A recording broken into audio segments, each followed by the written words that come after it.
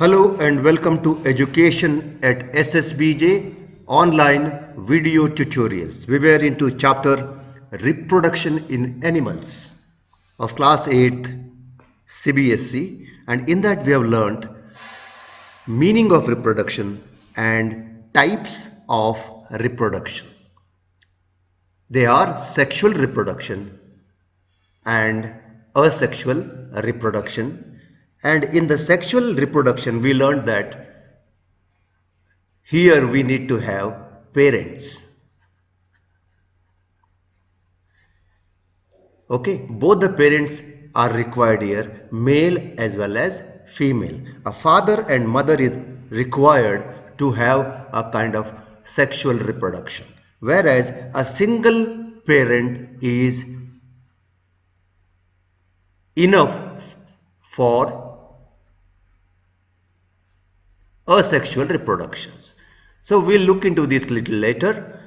As far as sexual reproduction is concerned, we have learned that we require a sperm from father and an egg which is there in mother, right? And we have also learned that sperm is a male gamete. And in the same way, egg is female gamete.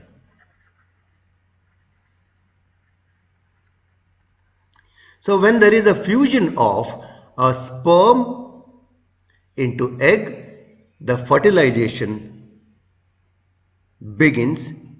It forms into zygote, then multicellular embryo, and then fetus, and into baby. We'll go again into these details later.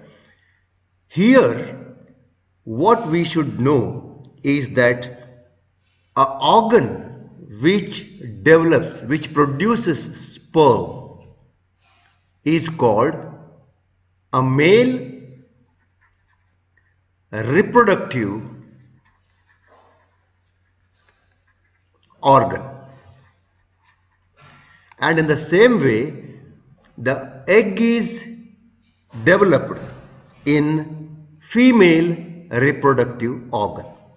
So now we need to study about both of these male reproductive organ, different parts and functions, right?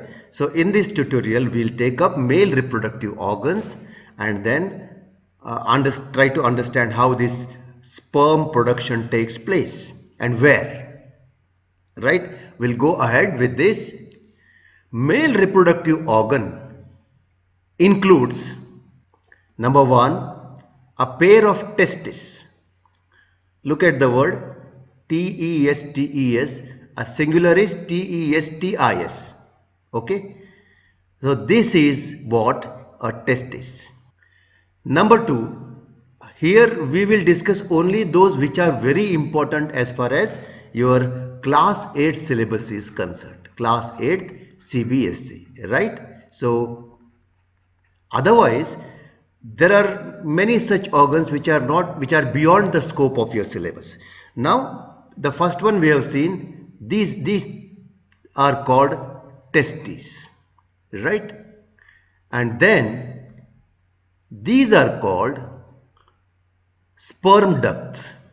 Now let us go into the functions. First we'll label this, and the third one, this particular part, okay, or this side you can say, this is called penis.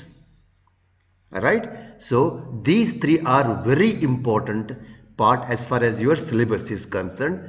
So we have to know where the testes are. These are the testes and these are the sperm ducts, and then this is a penis, right? So we'll go for a pair of testes. So why it is pair of testes? There are two testes here, two testes, two sperm ducts and a penis. And the testes produce male gametes. And what are male gametes? Male gametes are called sperm. Right? So sperm is produced in these two, and these are responsible for a fertilization. Right? So remember, the testes produce male gamete, it's a plural now here, called sperm. Right? And we know that sperm is required for the reproduction, right? Sexual reproduction. How will be that sperm is? Right? This is the structure of sperm. It's a very tiny cell. It's a single cell, remember. And single cell will have a head here and a middle piece, and then it has a tail. Now this has an ability to swim across. It swims inside the fluid which is there in between, and thus it will be protected properly. It works as if it is remotely controlled. So this is about a sperm. So sperm will have a head, a middle piece and a tail. And where it is produced in testes. And how many in number? Millions of sperms are produced. Please note a point here, millions of sperms will be produced, but for the formation of zygote, we require only one sperm. So from father, there will be millions of sperms, and it's only one sperm will be able to fuse with the egg from the mother. So we all are born due to one sperm and one egg from father as well as mother, right? So rest of the sperms will die and they go out, okay? That we shall see later. And remember, sperm is a single cell with all usual components, nucleus and all those things will be there. Now that sperm need to travel, so there has to be some way, some path, and that is the way which is provided here. And those are called sperm ducts. Okay, and those sperm ducts allow the transmission of sperm properly towards the penis. There is a small passage called urethra between the penis, and through that the sperm goes out. So sperm ducts are the path for the sperm to travel, to transmit, okay, till it goes to the outside of the body, right? Actually speaking, your CBSE textbooks speaks only this much. However, I'll just make a slideshow of rest of the parts which are not required for your exams, okay? You need to learn, as far as exam is concerned, these things. You can even add some extra point which I am going to tell you. So here we go. Look at this. The green particular part, seminal vesicles, located at the base of the bladder, okay? It is a part of male reproductive system, and what it does, it secretes a fluid. And why is fluid? Without the fluid, the sperms will die. That's why it requires some nourishment. It has to swim across, and therefore this thick fluid is a kind of a liquid. So this is what a seminal vesicles do. And then we'll go for a bladder. This is the bladder. It's a muscular sac. It stores urine, and then that urine is released through, this is the tube called urethra. Try to understand this. So the urine is taken out through urethra. Next one is prostate gland.